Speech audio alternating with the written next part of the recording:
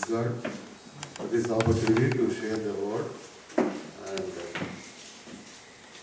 the third words that Jesus spoke on the cross was Jesus said to his mother, "Woman, this is your son." Then he said to the disciple, "This is your mother." It is written in John chapter 19, verses 26 to 27. And I'm not good at speaking in the public, but I prepared some notes, which you see me always reading this script from the notes that bear with me. And some sources, I got some notes from some sources, and this is how I'm going to present it. And so Jesus, seeing his mother and the disciple whom he loved standing there, said to his mother, "Woman, behold your son." Then he said to the disciple, "Behold your mother." And from that hour the disciple took her into his family. There are at least three reasons that this word of Jesus to his mother and to the beloved disciple is that you can see that Jesus' willingness to care for you is the first reason that Jesus' willingness to care for you. But Jesus was so eager to care for his mother in her hour of need. How much more is he eager to care for his disciples who hear the word of God today and do it? If he loved his disciples who were not his relatives, how much more would he love his own mother? But Jesus did not view these things in an ordinary way. With him, it was strangely true. If he loved his mother with a natural affection, how much more his obedient disciples bank on his love. If we look into the incident that was recorded in the chapter Luke 8 and 19 to 21 verses, gives us a good understanding how his love towards us.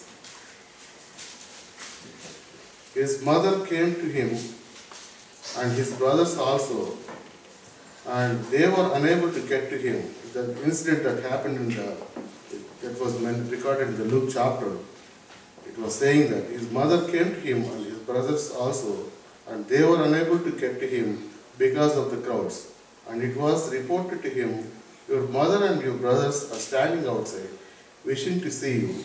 But he answered and said to them, "My mother and my brothers are those who hear the word of God and do it." That was not a depreciation of his mother and brothers, but an exaltation of obedience. It means very clearly those who hear the word of God. Does it have a more ready access to Jesus, fellowship and help than do his own family members?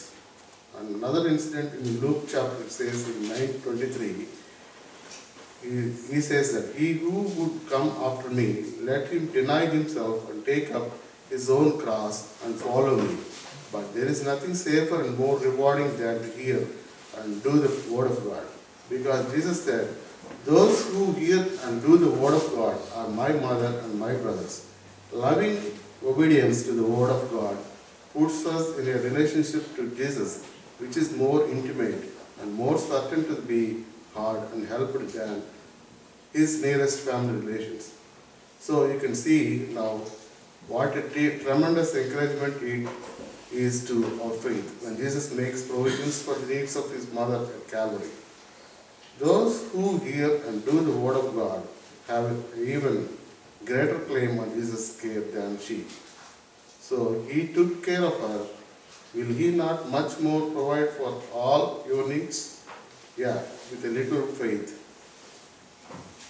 Another reason for this to say that Jesus' ability to take care of you is the third word spoken on the cross. I said three reasons for that being.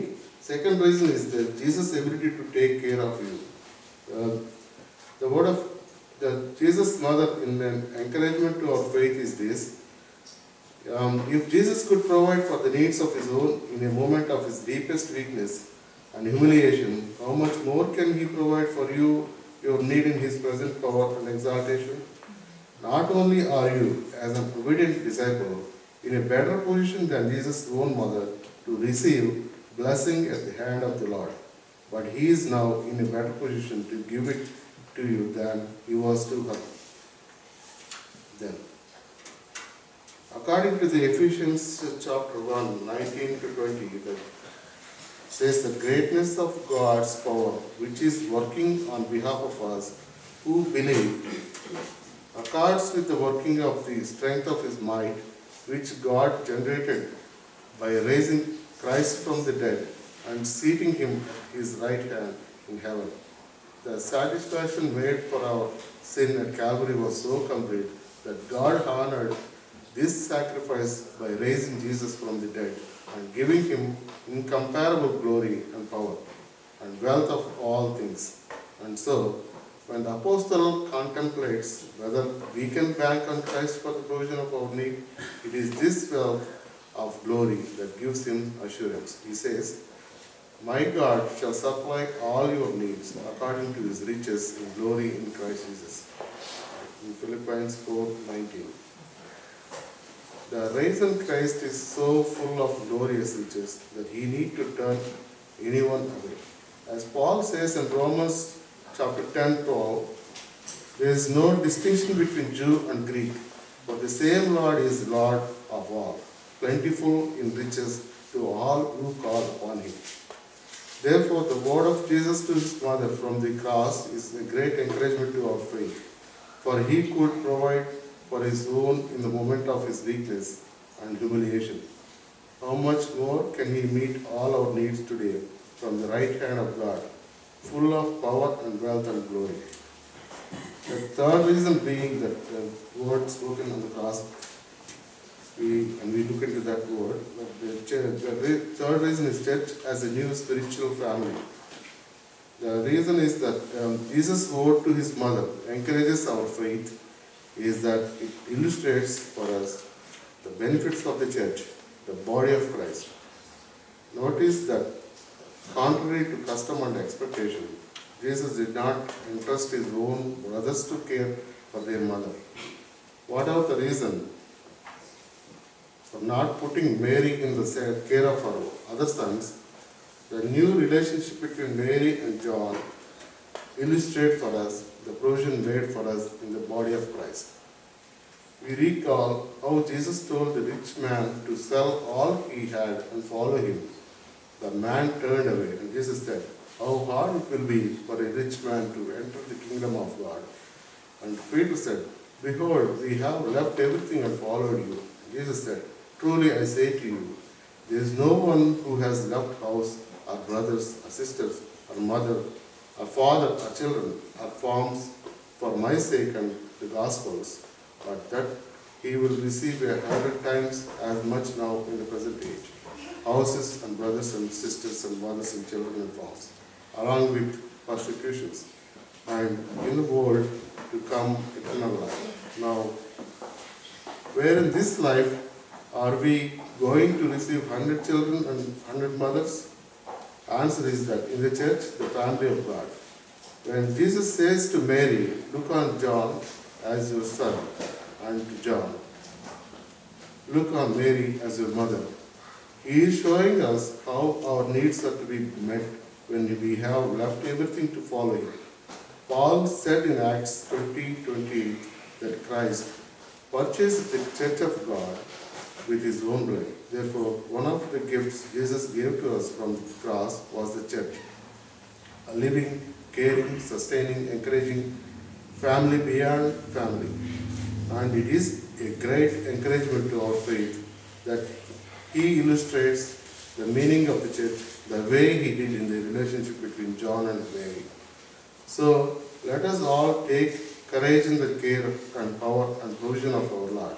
If He was eager to care for His mother, how much more eager will He be today to care for those who hear and do the Word of God?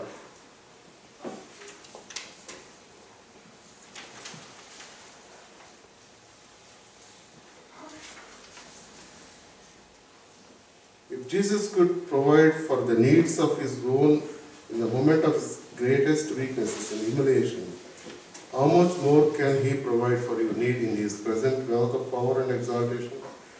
And if Jesus purchased the church with his own blood and ordained that you need mothers, who lost sons find sons, and sons who lost mothers find mothers, then no one should be without a caring family today in the body of Christ.